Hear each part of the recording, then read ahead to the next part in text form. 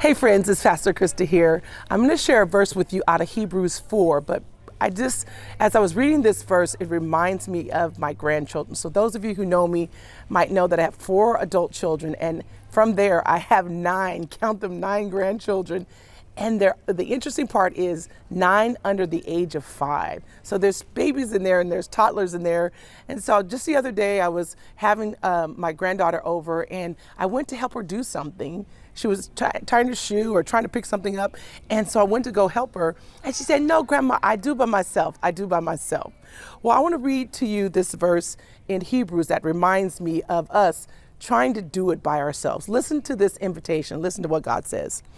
In Hebrews 4, it says, "Now that we know what we know about Jesus, this great high priest, that we have ready access to God, let's not let it slip through our fingers." I love this part. It says, "We don't have a high priest who is out of touch with reality. He's been through weaknesses and testing. He has experienced it all but the sin part.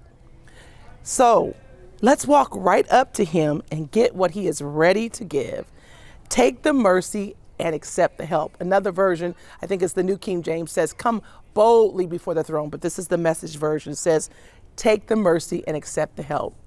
Well, if you're like me, I'm like my grandchildren often. It's hard for me to accept help. It's hard for me to ask for help.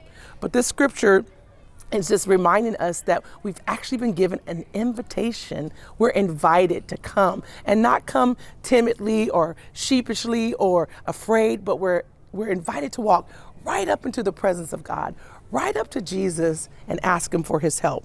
And I love it because it says that not only is he inviting us to come, but he is accessible. He is accessible. It also tells us that he understands our weaknesses. It's not like, I don't know if you've ever talked to someone when you're going through something and it seems like they just don't understand you. Well, Jesus says, "I understand. I came in human form. I entered into this world as a human with all the weaknesses and struggles and frailties that you have so that I could understand." So we have access. He wants us to come with confidence, to walk boldly into his presence. And then I love this part. He is fully capable of meeting our needs.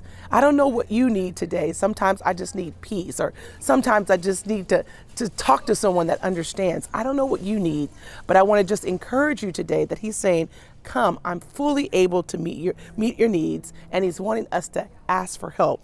And then last, in Matthew 7:7, it says, "Ask and it shall be given you." Here's this promise, right? This confidence that we can have. Ask. Sometimes we ask and maybe the person can't do it, but God is saying, "You come ask me, ask and it shall be given. If you seek me, you will find me. And if you knock on the door, I will open the door." So I just want to encourage you again, whatever season you find yourself in, whatever it is that you need today, the invitation is to you and I to come boldly before the throne of grace, come boldly before God and ask for whatever it is that we need. God bless.